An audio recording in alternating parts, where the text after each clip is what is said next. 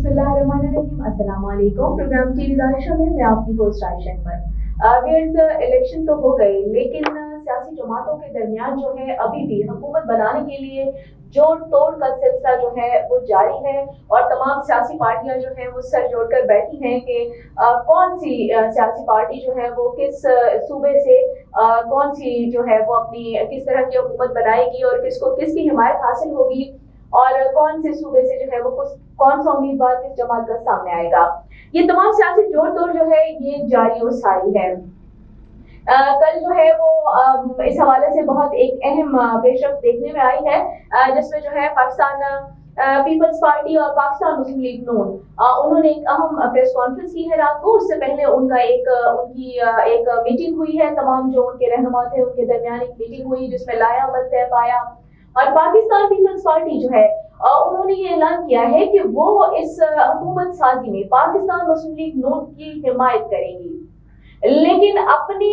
तक उन्होंने कहा कि वो ओपोजिशन में बैठने का इरादा रखते हैं, हुकूमत में शामिल नहीं होंगे। हाँ, लेकिन वजीर आजम के लिए जो भी जिस नाम का भी ऐलान पाकिस्तान मुस्लिम लीग नून की तरफ से किया जाएगा, पाकिस्तान पीपल्स पार्टी उसकी हिमायत करेगी।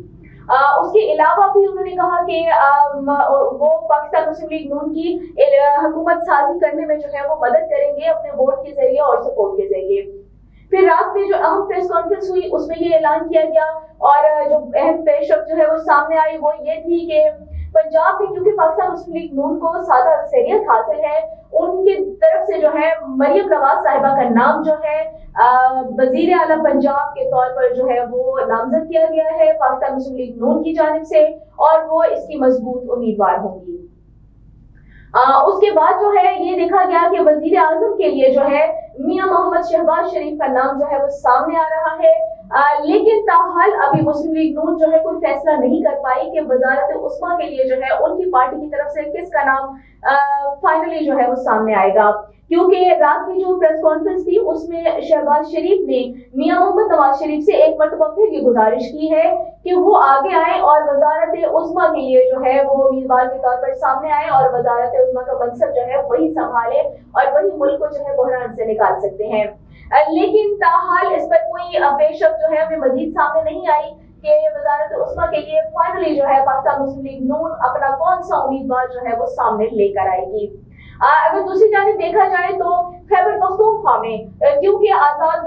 पीटीआई के हिमायत याफ्ता आजाद उम्मीदवारों को अक्सरियत हासिल थी, तो पीटीआई की तरफ से जो है अपने वजीर आला का नाम जो है वो नामजद कर दिया गया है। अली अमीन गंडापुर को जो है केपी के वजीर आला के तौर पर जो है वो नामजद किया गया है पाकिस्तान तहरीक इंसाफ की तरफ से। लेकिन उस पर भी कई चीजें जो है वो सामने आ रही हैं, पार्टी के अंदर कई इख्तिलाफात सामने आ रही हैं। ये भी सुनने में आया है कि पार्टी रहनुमाओं के दरमियान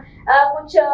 तल्ख जुमलों का तबादला हुआ है, थोड़ा झगड़ा भी हुआ है इस बात पर, क्योंकि सुनने में आ रहा है कि जो असद कैसर हैं पीटीआई के रहनुमा, उनको अली अमीन गंडापुर के वजीर आला के तौर पर जो नामजदगी है उस पर बहुत सारे तहफ्फुज़ात भी हैं।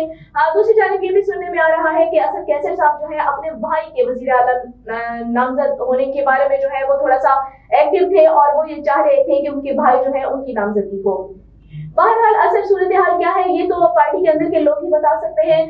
या फिर थोड़ी ही टाइम के बाद जो है ये सारी तफसील जो है वो सामने आ जाएगी। तो ये तमाम सियासी पार्टियों का जोड़ तोड़। उसके अलावा जो है ये भी सुनने में आ रहा है कि केपी में जो है वो जो पाकिस्तान तहरीक इंसाफ है वो जमात इस्लामी से इत्तेहाद करने जा रही है, जबकि पंजाब में जो है उन्होंने एमडब्ल्यूएम के साथ इत्तेहाद करने का फैसला किया है। तो अभी ये सारा जोड़ तोड़ सियासी जोड़ तोड़ जारी है और ऊंट किस करवट बैठेगा ये अब थोड़ा सा टाइम गुजरने के बाद ये सारी चीजें आहिस्ता आहिस्ता जो है वो क्लियर होना शुरू हो जाएंगी। जबकि जो एक प्रोसीजर है, जो एक लाया अमल है, जो एक तरीकाकार है, उसमें ये है कि इलेक्शन कमीशन जो है 21 फरवरी तक हतमी और सरकारी नताइज जारी करने का पाबंद है। अगर कोई भी नताइज रह गए हैं या हतमी और सरकारी, तो 21 फरवरी तक इलेक्शन कमीशन जो है पाबंद है कि वो अपने ये तमाम फुल एंड फाइनल रिजल्ट जो है वो अपने अनाउंस कर देगा। उसके बाद 21 से 24 फरवरी तक 3 दिन जो है आजाद उम्मीदवारों के पास है। इन 3 दिनों में वो किसी भी पार्टी के साथ इल्हाक कर सकते हैं, वो उनकी मर्जी है, वो किस भी जमात को ज्वाइन करना चाहे, लेकिन इन 3 दिनों के अंदर उन पर लाजिम है और उनके लिए जरूरी है कि वो किसी न किसी पार्टी को ज्वाइन करेंगे। फिर 25 और 26 फरवरी तक इलेक्शन कमीशन जो है वो खवातीन की और अक़लियतों की जो मखसूस नशस्तें हैं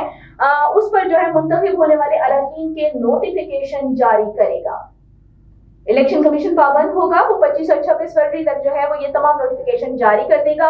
और 28 फरवरी को कौमी असम्बली का इजलास बुलाया जाएगा।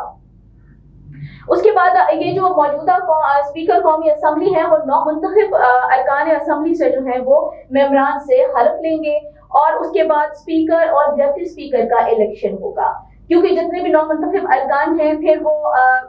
जब हल्फ ले लेंगे और उसके बाद फिर वो सदारत के लिए वोट डालने के भी अहल होंगे और आगे जो है जो भी प्रोसीजर होगा उसको कंटिन्यू कर सकेंगे और डिप्टी स्पीकर और स्पीकर का जो है वो भी इलेक्शन जो है इसके बाद होगा।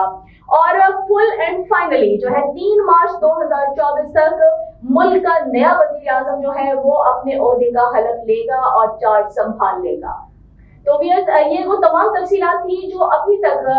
सियासी पार्टियों की तरफ से और इलेक्शन कमीशन की तो खैर ये सूरत हाल है, सियासी पार्टियों की तरफ से भी बहुत सारी चीजें जो अभी तक क्लियर नहीं हुई वो अब आहिस्ता आहिस्ता जो है वो शफाफ होना शुरू हो गई हैं। बहुत सारे अहम नताइज जो हैं वो सामने आ रहे हैं और बहुत सारे अहम फैसले इन सियासी पार्टियों की तरफ से जो है वो देखने को मिल रहे हैं, सामने भी आ रहे हैं और आहिस्ता आहिस्ता जो है ये तमाम सूरत हाल वाज़ेह होती जा रही है। मजीद अपडेट्स के लिए हमारे साथ रहिएगा।